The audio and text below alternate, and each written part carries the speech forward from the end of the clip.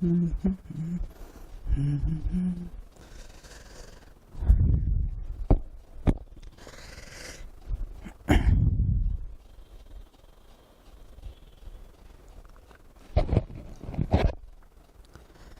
दोस्तों, नमस्कार, राधे राधे। आइए एक और मास्टर क्लास में आपके साथ जुड़ के बड़ा ही अच्छा लग रहा है, जो पार्ट 4 होने वाला है। मास्टर क्लास का पार्ट 4 3 हम लोगों ने देख रखा है, और 3 किसके लिए था भाई? 3 था शेयर के लिए। आज होने वाला है डिवेंचर के लिए। ये है आज का क्लास, डिवेंचर का मास्टर क्लास। अभी तक हम लोगों ने जो कंसेप्ट पढ़ रखा है डिवेंचर का, आज उसको निचोड़ेंगे क्वेश्चन के माध्यम से। कैसे आपके डिवेंचर में इशू और रिडम्पशन से क्वेश्चन पूछेंगे, आज हम इस क्लास के माध्यम से सीखेंगे। ये जो 20 क्वेश्चन होने वाला है आज आप ये देखेंगे कि डिवेंचर में इससे ज्यादा, इससे अधिक कोई कंसेप्चुअल आपसे पेपर में पूछने वाला ही नहीं है। ऐसे ही क्वेश्चन आपके आएंगे और आप ऐसे ही जो मैंने कंसेप्ट पढ़ा रखा है बस वैसे ही उसको रिवाइज करते रहिएगा। बाकी कुछ करने की जरूरत नहीं है, बस रिवीजन पे फोकस करते रहिएगा। क्लास को आगे बढ़ाते हैं और क्वेश्चन नंबर पहला देखते हैं मेरे भाई, क्या कह रहा है क्वेश्चन नंबर पहला। एक बार क्वेश्चन आप लोग ध्यान से पढ़ लीजिए, इसके बाद मैं सॉल्व कराता हूं। क्या है जो मैंने पढ़ाया है सेम वही क्वेश्चन आपके पेपर में आया हुआ है। ये क्वेश्चन आपके पीजीटी एग्जाम या टीजीटी एग्जाम, किसी एग्जाम में ये आपका आया हुआ क्वेश्चन है। जैसे देखिए क्वेश्चन क्या कर रहा है, which of the following issue is the costliest source of the finance. निम्नांकित में से कौन सा निर्गत वित्त का सर्वाधिक महंगा स्रोत होता है? आपसे कह रहा है कि ये महंगा स्रोत का मतलब कह रहा है कि जो पैसा प्राप्त करने का सोर्स है, ये 4 ऑप्शन में से कौन सा ऐसा ऑप्शन है जो सबसे ज्यादा महंगा साबित होता है किसी भी व्यवसाय के लिए। कैसे देखिए क्या कह रहा है कि ऋण पत्रों का सममूल्य पर निर्गमन। अच्छा, सममूल्य पर निर्गमन करेंगे तो मेरे भाई जितना इशू किया गया उतना ही प्राप्त हो रहा है। दूसरा, ऋण पत्रों का कटौती पर निर्गमन। कटौती पर ये हो सकता है कि आपको किसी से लोन 100 रुपये लेना था, भाई उसने काट के दिया कि 90 रुपया पकड़ो, 10 रुपया मैं नहीं दूंगा, लेकिन आपको पेमेंट करना है 100 रुपये का। तो ये एक हो सकता है कि महंगा स्रोत हो सकता है। दूसरा कह रहा है कि ऋण पत्र का प्रीमियम पर निर्गमन। अच्छा, ऋण पत्रों का मेरे भाई प्रीमियम पर निर्गमन करना है। आप ये सोचिए कि ऋण पत्र जब निर्गमित करना होता है 100 रुपये का, आपको 110 रुपये मिल जाए, क्या ये घाटा होगा? नहीं, यहां पर प्रॉफिट हो जाएगा। आपको पेमेंट कितना करना है? मे बी 100 रुपये करना हो, लेकिन रिसीव आपने कितना किया? 100 रुपये से ज्यादा। तो इस कंडीशन में ये घाटा नहीं है, ये क्या है? प्रॉफिट है। तो आपसे क्या पूछ रहा है कि महंगा सोर्स। आगे देखते हैं, ऋण पत्रों का कटौती पर निर्गमन और प्रीमियम पर शोधन। मैं आपको समझाता हूं। देखो, जब ऋण पत्रों का निर्गमन होता है, ऋण पत्र का निर्गमन, भाई आप लोग कंसेप्ट क्लास नहीं देखे तो जरूर देखिएगा, ये मैं आपको समझा रखा हूं। क्या होता है जब निर्गमन होता है तो एक हमको ये देख के चलना होता है, पहला पॉइंट सममूल्य। क्या? सममूल्य। अभी हम केवल निर्गमन की बात कर रहे हैं, सममूल्य पर निर्गमन। दूसरा, कटौती पर निर्गमन, कटौती पर निर्गमन। तीसरा, प्रीमियम पर निर्गमन, प्रीमियम पर निर्गमन। ये हम लोगों ने देख रखा है। अब इसी की अगर शोधन की बात कर लिया जाए, शोधन की बात करेंगे तो शोधन में हो सकता है ये सममूल्य पर ही शोधन कर ले, या इसमें हो सकता है कि शोधन पहले कंडीशन में पार पे कर ले, या फिर प्रीमियम पे कर ले, या फिर डिस्काउंट पे कर ले। ये कंडीशन बन सकता है। सेम कंडीशन यहां पे बन सकता है और सेम कंडीशन यहां पे बन सकता है। तो मतलब सममूल्य पर निर्गमन, कटौती पर निर्गमन, प्रीमियम पर शोधन। आपको बस ये देखना है शोधन पार पे हो रहा है, क्या प्रीमियम पे हो रहा है, क्या डिस्काउंट पे हो रहा है। ये कंसेप्ट आपको ध्यान रखना है। दूसरा पार पर हो रहा है प्रीमियम पर या डिस्काउंट पर, सेम तीसरे में भी पार पर हो रहा है प्रीमियम या डिस्काउंट, ये आपको देख के चलना है। देखिए आपको माइंड में ये सेव करना है कि जब जब डिबेंचर का निर्गमन कटौती पर किया जाएगा तो आपका घाटा होगा, इसके बाद यदि उसका पेमेंट प्रीमियम पे करना होगा तो घाटा होगा। दोनों कंडीशन में घाटा होगा, घाटा प्लस घाटा, घाटा स्क्वायर हो जाएगा, दो लॉस हो जाएंगे। तो इस कंडीशन में क्या हो जाएगा, आपका ऋण पत्र सबसे महंगा कंडीशन में होगा। कब, जब क्या हो, निर्गमन डिस्काउंट पे हो और रीपेमेंट यानी रिडम्पशन भी क्या हो, उसका प्रीमियम पर हो। तो यहां पर घाटा दो तरीके से हो रहा है, पहले भी हो रहा था, दूसरा भी हो रहा था। तो इस कंडीशन में क्या होगा, आपका ऑप्शन नंबर 4 सही हो जाएगा कि निर्गमन क्या हुआ है, कटौती पर हुआ है और शोधन प्रीमियम पे हुआ है। तो ये कंडीशन आपका सही है कि सबसे महंगा सोर्स आपका ये है। इसका कंसेप्ट मैं आपको कंसेप्ट वाले क्लास में बता रखा हूं, आप वहां पर जाके देख लीजिएगा। ओके, अगला देखिए क्या कह रहा है। अगला मेरे भाई क्वेश्चन क्या कह रहा है कि an sinking fund for the redemption of debenture account, जो सिंकिंग फंड का आप लोगों ने फंड बना के रखा हुआ है, उसका क्या हो रहा है, जब रिडम्पशन हो रहा है, the amount is transferred every year from, कह रहा है कि जो एवरी ईयर उसको ट्रांसफर किया जाता है कहां पर, सिंकिंग फंड अकाउंट में, वो कहां से लेके जाके करेंगे भाई, कहां से लेके जाएंगे, लाभों में से करेंगे, लेकिन लाभ के अकाउंट में से नहीं करेंगे, लाभ के खाते में से नहीं करेंगे। लाभों में अगर लिखा होता, यहां पर लाभों में लिखा होता तो हम इसको आंसर मान लेते हैं, लेकिन यहां पर लाभ हानि खाते से कह रहा है, तो लाभ हानि खाते से इसका आंसर नहीं होने वाला है। संचय से नहीं होगा, पूंजी से आप फंड बनाओगे भाई। फंड का मतलब होता है कि जब आपको लाभ होगा तब वहां पर आप फंड क्रिएट करेंगे, पूंजी से थोड़ी फंड बनाया जाता है। अगला कह रहा है कि सरप्लस, यही तो है लाभ, क्या है, यही तो लाभ है मेरे भाई। तो आंसर कौन सा, सरप्लस अकाउंट, मतलब अतिरिक्त खाते से क्या बनता है, सिंकिंग फंड में हर साल पैसा निकाल के ट्रांसफर किया जाता है। बात समझ में आ गई। अगला देखे, आ जाओ अगला देखो क्या कह रहे हैं। After redemption of the debenture, debenture के शोधन के बाद, the balance of debenture redemption reserve account is transfer to, कह रहा है कि जब शोधन कर दिया जाए डिबेंचर का, तो उस कंडीशन में जो फंड में पैसा बच गया है उसको कहां ट्रांसफर करना है। कल वाली क्लास में कितनी बार मैंने इसको आपको डिफाइन किया था कि जब जब शोधन होगा उसके पश्चात यदि शोधन संचय खाते में पैसा बचेगा, मतलब कि कल हमने बताया था ना, DRR अकाउंट में जब भी पैसा बचेगा तो कहां लेके जाएंगे, जर्नल रिजर्व में उसको ट्रांसफर कर देंगे, कुछ नहीं सोचना है भाई। कितनी बार ये क्वेश्चन आपका पेपर में आया हुआ है, ये आप इंपॉर्टेंट मान के चलो भाई, छोटा सा है, माइंड में सेव कर लो। DRR मतलब का क्या, ऋणपत्र शोधन संचय खाता कहां ट्रांसफर किया जाएगा, कब, बैलेंस जब बचेगा सामान्य संचय में ट्रांसफर किया जाएगा, ये आपको ध्यान रखना। एक मिनट भाई,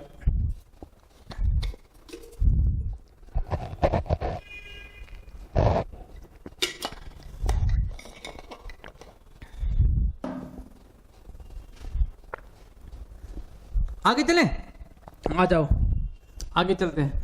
premium on redemption of account unit redeem is so on debenture, आपसे पूछ रहा है कि जो प्रीमियम ऋणपत्रों के शोधन पर प्रीमियम खाता हुआ था, आया हुआ था शोधन के दौरान, जब तक ये शोधन नहीं होता है तब तक ये कहां दिखाया जाएगा, आप बताओ। जब तक शोधन नहीं हुआ होगा तो ये कहां जाएगा, क्या चालू दायित्व होगा, चालू दायित्व तो नहीं है। क्या ये चालू प्रावधान है, नहीं है। क्या लॉन्ग टर्म है, नहीं मेरे भाई। ये दायित्व हेतु प्रावधान क्या होता है, क्या होता है, दायित्व प्रोविजन फॉर द लायबिलिटी होता है। ना तो ये चालू होता है, ना तो ये चालू प्रावधान होता है, ना तो दीर्घकालीन, ये प्रोविजन फॉर द लायबिलिटीज के साइड में इसको दिखाया जाएगा। बात समझे, तो ऑप्शन नंबर 3 इसका आंसर होने वाला है। आ जाओ अगला क्वेश्चन देखते हैं। ऋणपत्रधारी होते हैं डिबेंचर होल्डर इज, क्या होते हैं भाई, शेयर होल्डर जो आपके होते हैं, शेयर होल्डर और डिबेंचर होल्डर, ये दो होते हैं।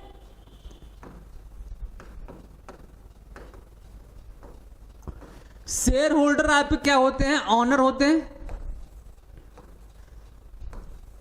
और ये आपके क्रेडिटर्स होते हैं।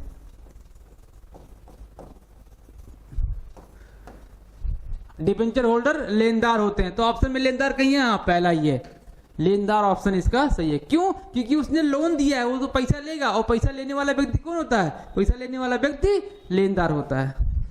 क्लियर? नेक्स्ट आगे चलो, अगला क्वेश्चन क्या कह रहा है, debentures can be redeem by, ऋणपत्रों का शोधन किया जा सकता है, कहां से किया जा सकता है, लाभ में से किया जाएगा, पूंजी में से किया जाएगा, संपत्तियों को बेचकर जो पैसा प्राप्त होगा वहां से किया जाएगा, नए अंशों या ऋणपत्रों को निर्गमित करके उसका शोधन किया था, कहां कहां? देखो ऑप्शन में क्या मिल रहा है, ऋणपत्रों को क्रय करके, खुले बाजार में ऋणपत्रों को क्रय करके बिल्कुल हो सकता है। क्या नई श्रेणी के ऋणपत्र परिवर्तित करके? बिल्कुल हो सकता है, परिवर्तन करके हो सकता, 5-6 प्रकार के होते हैं। और क्या करें, अंशों में परिवर्तन करके बिल्कुल हो सकता है। तो ऑप्शन नंबर डी सही है, सभी में से किया जा सकता है। पहला क्या कह रहा है कि खुले बाजार में अपने अंश, अपने ऋणपत्र स्वयं परचेज कर ले, दूसरा कह रहा है कि नए डिबेंचर में परिवर्तित कर दे, तीसरा कह रहा है कि अंशों में परिवर्तित कर दे। तो शोधन किया जा सकता है, एक मुफ्त भुगतान किया जा सकता है, किस्त वाइज नहीं किया जा सकता, एक मुफ्त किया जा सकता है, सिंकिंग फंड के द्वारा किया जा सकता है, और 3 ये किए जा सकते हैं। हो गया 5। क्लियर? आगे अगला क्वेश्चन, एक्स लिमिटेड ने 95,000 के मशीन खरीदने के लिए 100 रुपए वाले ऋणपत्र 5% कटौती पर निर्गमित किए, उसके लिए निर्गमित ऋणपत्रों की संख्या क्या? भाई ये पूछ रहा है कि एक्स लिमिटेड ने 95,000 का एक क्या खरीदा हुआ है, मशीन खरीदा हुआ है, कितने का? 95,000 का। अब आपसे ये कह रहा है कि वो पैसा नहीं देना चाह रहा है, पैसे के बदले में वो डिबेंचर देना चाह रहा है। तो vendor account debit to debenture होगा, मैं हम लोगों ने पढ़ रखा है, इसकी एंट्री क्या बनेगी? देखो एंट्री बनेगी vendor account debit to debenture, debenture ये बनेगा, ये तो एंट्री बनेगी। डिस्काउंट है तो डिस्काउंट आ जाएगा यहां पर। अब कह रहा है कि 95,000 रुपए देना है, लेकिन 100 रुपए का एक डिबेंचर है, लेकिन 10% सॉरी 5% कटौती, 5 रुपए निकाल दो, 95 से डिवाइड कर दो, क्या आ जाएगा आपका? 1,000 डिबेंचर आ जाएगा। 1,000 डिबेंचर आपका आंसर आ जाएगा। क्या 1,000 है debenture? Option number 4, option number 4, 1,000 debenture आ जाएगा। कुछ नहीं करना है, 95 अगर यही प्रीमियम पे होता तो ये प्लस कर देते, लेकिन यहां पर डिस्काउंट है तो क्या किया हमने? माइनस किया। Clear? Next question, discount on issue of debentures should be show in, क्या कह रहे हैं? पत्रों के निर्गमन पर दी गई कटौती दिखाई जाती है। कटौती कहां दिखाते मेरे भाई?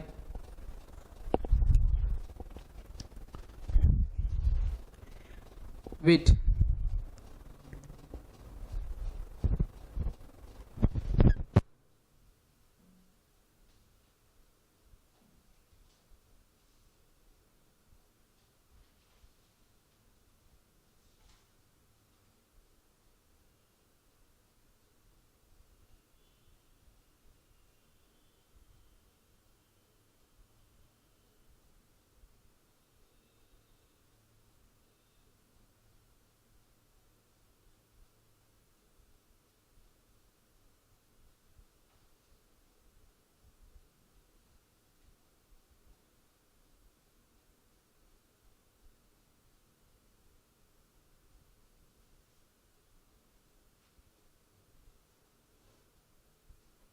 हेलो हेलो, आवाज आए?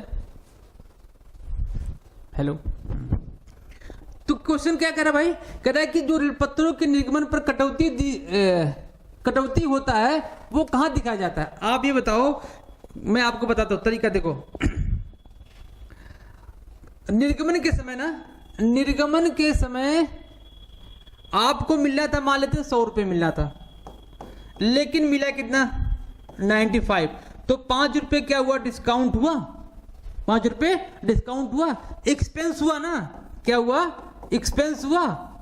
तो आपके दिमाग में आएगा एक्सपेंस है, तो एक्सपेंस ना तो लायबिलिटी में आएगा, लाभ हानि खाते के डेबिट पक्ष में आ जाता है, लेकिन ये जो एक्सपेंस पैसा प्राप्त करने के लिए मिला हुआ है, किया गया है, जो पैसा मिलने वाला था सोर्स ऑफ इनकम पर खर्च किया गया है, तो लॉन्ग टर्म हो सकता है, तो ये ना तो यहां पर भी नहीं जाएगा, लाभ हानि खाते क्रेडिट पक्ष में जाएगा क्योंकि इनकम है नहीं है, तो बचा क्या, संपत्ति पक्ष। लेकिन जो ये 5 रुपया है संपत्ति पक्ष में क्यों जा रहा है, क्योंकि ये डेफर्ड रेवेन्यू एक्सपेंडिचर होगा।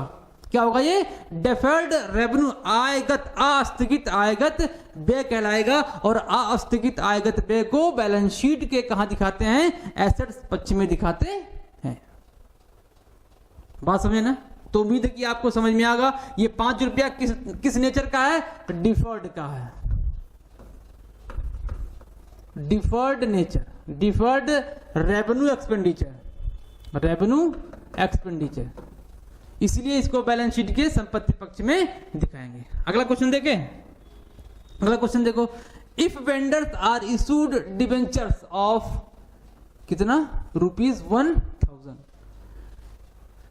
इन कंसिडरेशन ऑफ नेट एसेट कितने का, 1,20,000 रुपए का, 1,20,000, the balance of 20,000 will be credited. आपसे ये कह रहा है कि जो ये 1,20,000 रुपए का भुगतान करना है एक वेंडर को, उसके संबंध में कंपनी ने क्या किया, 1,00,000 रुपए का कितना, 10,000 रुपए का क्या किया गया, 1,00,000 रुपए भाई, ये क्या है, 1,00,000 रुपए, यहां पे देखो अमाउंट लिखा हुआ है, 1,00,000 रुपए का क्या कर लिया उसने, ऋण पत्र दे दिया, 1,00,000 रुपए का ऋण पत्र दे दिया, 1,00,000 रुपए का, और पेमेंट कितना करना है, 1,20,000। तो ये कह रहा है कि जो 20,000 रुपया रिमेनिंग बचा हुआ है, बैलेंस बचा, वो कहां से देंगे भाई, लाभ में से देंगे। कहां से देंगे, लाभ में से देंगे। क्या आप ख्याति में से देंगे, अरे मेरे भाई ख्याति में से क्यों दोगे, अभी तक आज तक तो मैंने कुछ बताया नहीं कि ख्याति में से पैसा पेमेंट किया जाएगी, बिल्कुल नहीं। क्या पूंजी में से निकाल के दोगे, क्या बात कर रहे हैं आप, पूंजी में से क्यों देंगे भाई, सीधा सीधा कहां देंगे, लाभ में से देंगे, जर्नल रिजर्व में से भी, कहते ना कि लाभों में से, या फिर कहां से निकाल कर देंगे, शेयर कैपिटल दे देंगे, कैपिटल में से। क्लियर। आगे आगे देखो क्या होता है, अगला question, entries appear in the books of Vikas limited. Vikas limited के खाते में कुछ ये एंट्री है, क्या करे, bank account debit 95,000, loss on issue of debenture 13,000 and 2 debentures 1,00,000, और आपका डिस्काउंट आ गया, प्रीमियम आ गया कितना, 8,000 रुपए। अब आपसे ये पूछ रहा है कि debentures have been issued at discount, debenture जो इशू किया गया है वो कितने % पर इशू किया गया है।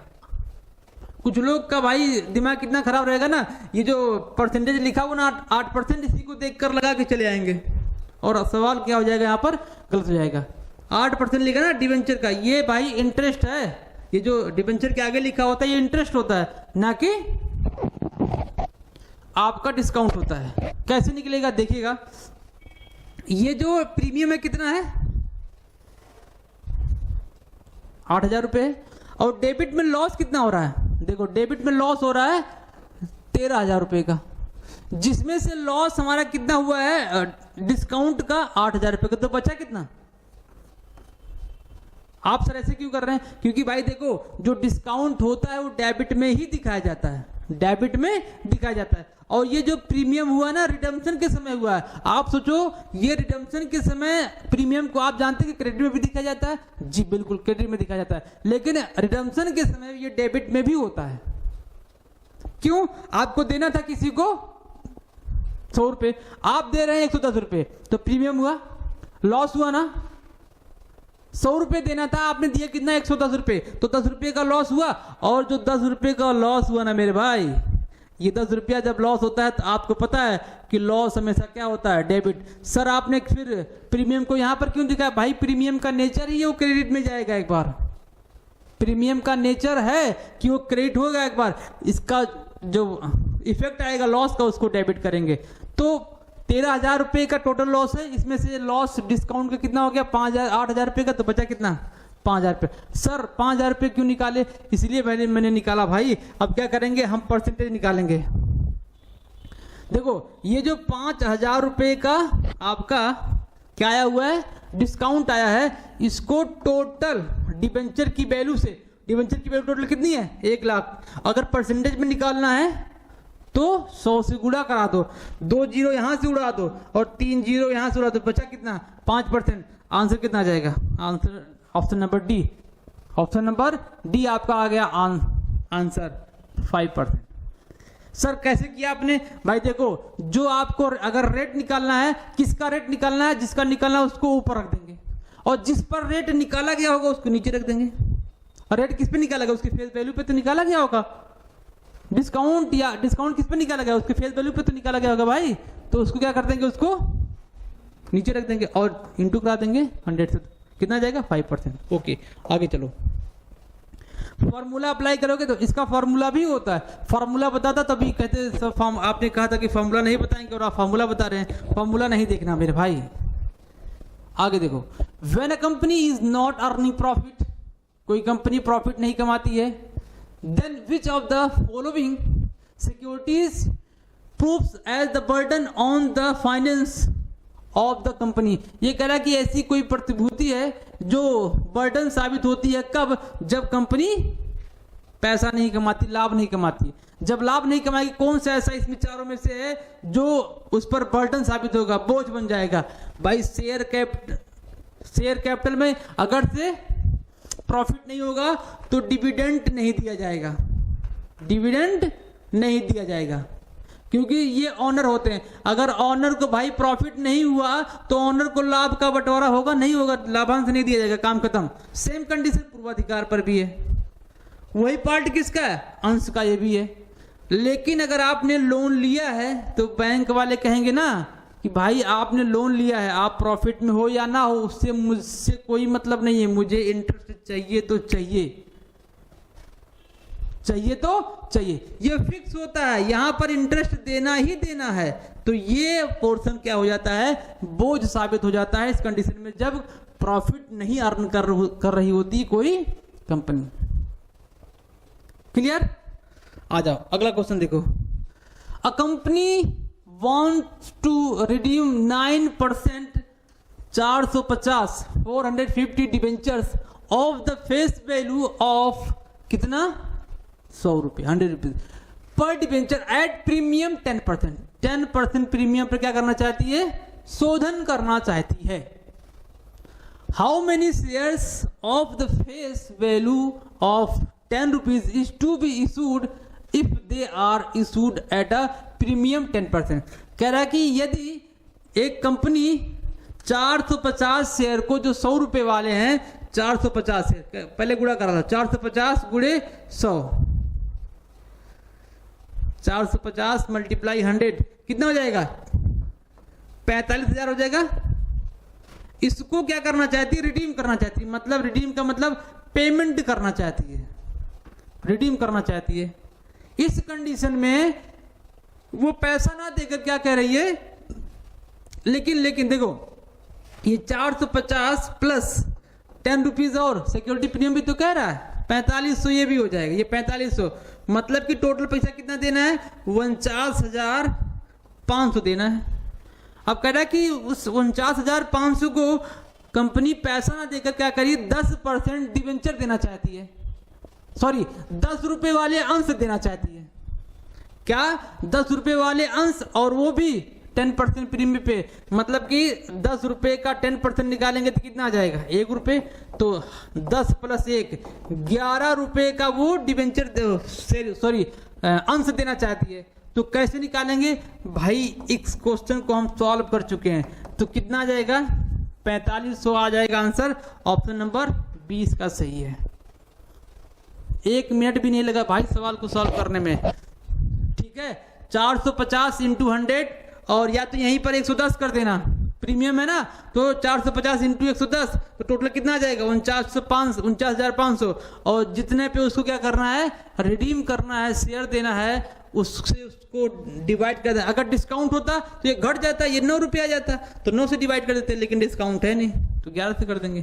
क्लियर, 45 रुपये आंसर आ जाएगा। अगला देखो, when all the debentures are redeemed, सभी डिवेंचर को रिडीम कर दिया गया, the balance left in the debenture sinking fund, वही देखो अभी क्वेश्चन आया था, तो कहां लेके जाएंगे भाई, समान संचय में। विमोचन करने के बाद, मतलब पैसा भुगतान करने के बाद यदि सिंकिंग फंड में कुछ पैसा बच गया है तो उसको कहां लेके जाएंगे, उसको लेके जाएंगे भाई समान संचय में। कुछ सोचना ही नहीं है। आ जाओ अगला, ऋणपत्र पूंजी की लागत होती है भाई, चुकता लाभांश नहीं होगा, चुकता बोनस नहीं होगा, चुकता ब्याज होगा। शेयर पर लाभांश और ऋणपत्र पर ब्याज। कितना इजी क्वेश्चन है। बंधक ऋण पत्र होता है भाई, चिट्ठे के दायित्व पक्ष में दिखाया जाता है, चिट्ठे के संपत्ति पक्ष में, लाभानी खाते के डेबिट पक्ष में लाभानी। भाई लाभानी में क्यों दिखाएंगे, इसको लेके जाओ ना चिट्ठे के दायित्व पक्ष में। हम लोगों ने पढ़ा था ना कि जब बंधक ऋण पत्र होता है तो उसको क्या करेंगे, एज ए टिप्पणी के रूप में, सॉरी वो संपार्श्विक होता है, ये टिप्पणी के नहीं, बैलेंस शीट में दायित्व पक्ष में इसको ले जाके दिखाएंगे। क्लियर, आगे चले, आगे चलो भाई। ऋण पत्रों के निर्गमन पर कटौती, अभी मैंने बताया,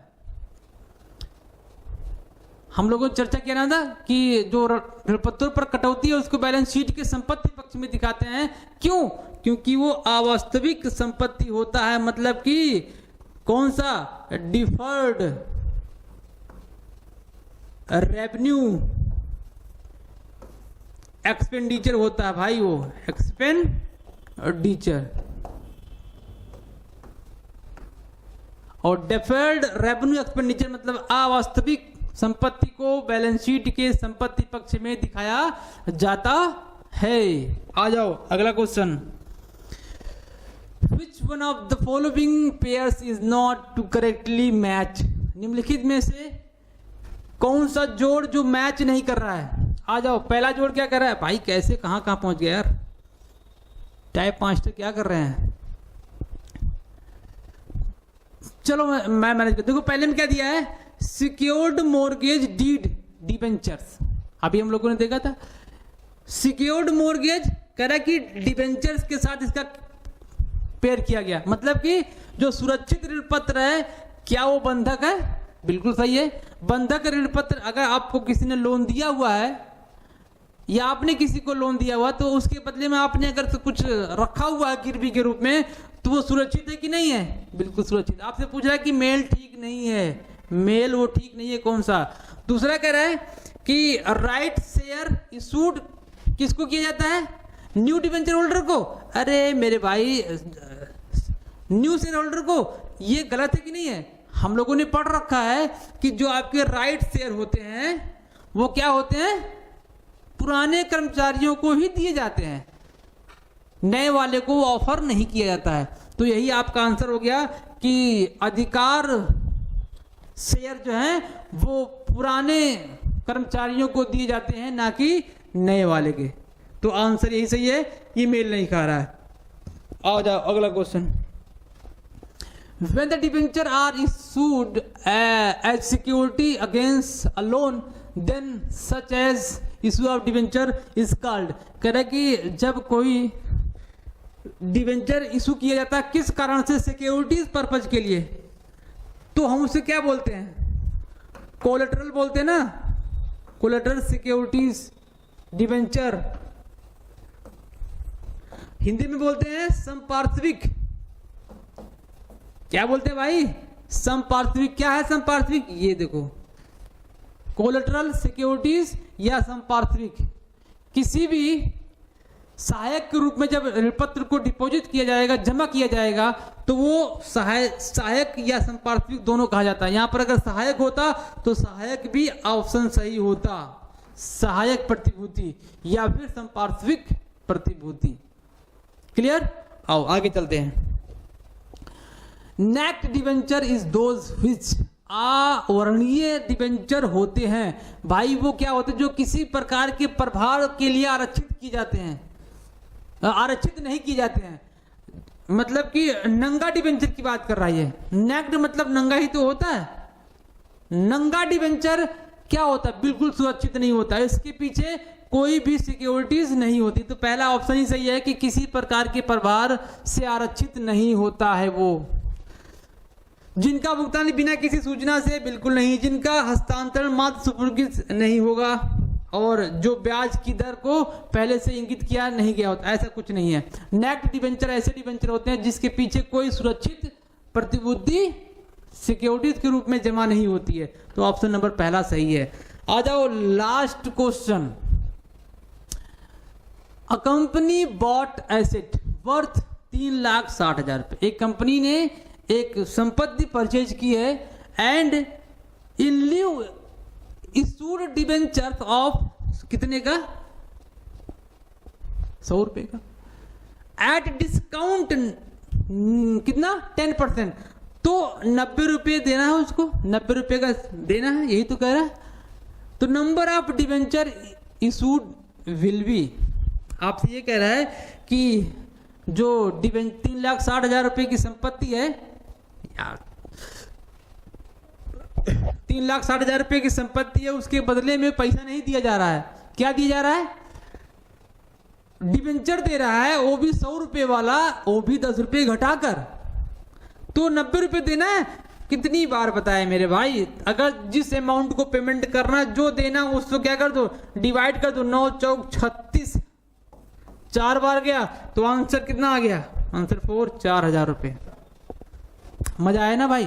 अब देखो ये जो 20 क्वेश्चन आपके थे ना, 20 क्वेश्चन मैंने केवल टाइप रखे हैं आपके लिए कि देखो पेपर में ऐसे क्वेश्चन आते हैं। सारा का सारा जो कंसेप्ट है हम लोगों ने पढ़ रखा है, कंसेप्ट वाली क्लास में, थ्योरी वाले क्लास में हम लोगों ने पूरा पढ़ रखा है। तो आप केवल ये सैंपल के रूप में इसको देख लीजिए, क्वेश्चन ऐसे ही डिबेंचर से आएंगे और किसी भी प्रकार से क्वेश्चन नहीं आने वाले हैं। क्लियर? तो डिबेंचर का क्लास हम करते हैं बाइंड अप, और शेयर का भी क्लास हो गया पूरा का पूरा खत्म। हम लोगों ने कंसेप्ट देख लिया, हम लोगों ने एक एक क्वेश्चन को कैसे आएगा ये भी देख लिया। अब हम पढ़ेंगे कोई नेक्स्ट टॉपिक जो आपके पेपर के पॉइंट ऑफ व्यू से बहुत ही इंपॉर्टेंट होगा। हम इंपॉर्टेंट वाले टॉपिक को उठाकर आपके साथ शेयर कर रहे हैं। हम लोगों ने शेयर पढ़ लिया, डिबेंचर पढ़ लिया। अब हम पढ़ेंगे अकाउंटिंग का कुछ और बेसिक पोर्शन, जैसे आपका प्रिंसिपल ऑफ अकाउंटिंग है ना टॉपिक मजेदार। प्रिंसिपल ऑफ अकाउंटिंग भी बड़ा ही प्यारा टॉपिक है। आपसे अगर क्वेश्चन पूछता ना तो हमको प्रिंसिपल से पता नहीं होता है और हम क्वेश्चन गलत करके चले आते हैं, क्वेश्चन गलत करके चले आते हैं। तो हम प्रिंसिपल को सीखने वाले हैं नेक्स्ट क्लास में। तब तक के लिए पढ़ते रहिए।